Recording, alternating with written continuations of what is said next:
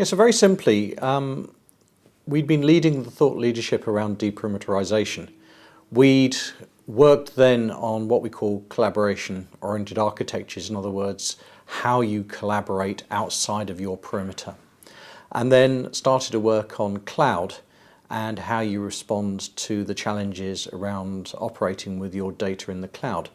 As part of that, we'd done some work with the Corporate IT Forum to develop, if you like, architectural responses to deperimeterization, which in a nutshell is, how you should architect, and generic solutions. So what we've done is we've taken a set of solutions that our members have been implementing, and we turned them into generic solutions. In other words, we've taken the vendor component out of them and basically said, here we are. If you ask the right nasty questions of your vendors, you can deliver this solution, and other people have done it. People then naturally turned around to us and said, okay, so what are the nasty questions? And that is how the Jericho Forum self-assessment scheme was born.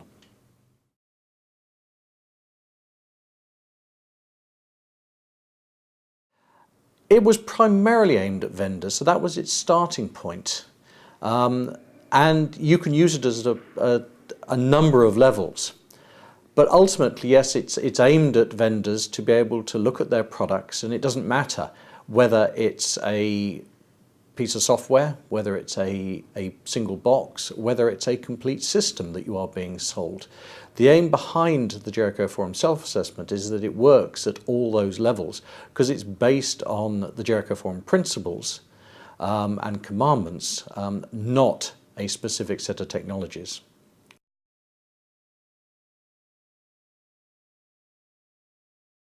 So end users are helped, hopefully very simply, because our hope is that the vendors are going to come in with their self-assessment scheme ready filled out, and that allows the end user to then compare one product against another and starts the dialogue around how well that vendor or their vendor's solution supports a deperimeterized environment. It can be used by the vendor to actually take those questions, and they can work through the self-assessment, and they can say, actually, within this self-assessment, these are the questions, the nasty questions, if you like, that apply to what I'm trying to do. And so rather than require the vendor to carry out the self-assessment and complete the whole thing, is just to lift those parts of the self-assessment out and put it directly into their RFQ or RFI or whichever process they're going through. And because it's Creative Commons, then they're absolutely entitled to do that.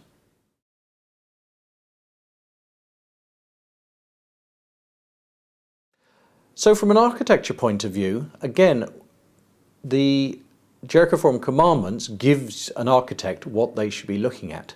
So what we've done with the self-assessment scheme is it translates for internal architects those nasty questions that they should be asking themselves about how they've architected their particular solutions.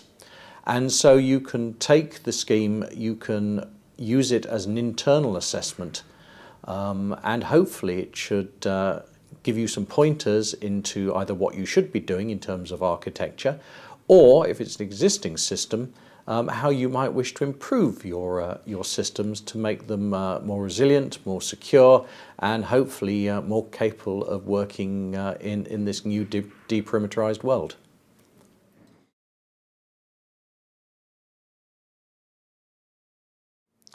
In terms of development, I think for me, I suppose, real success is whenever every vendor walks into me as an end user and says, here is my completed self-assessment form without me having to prompt them.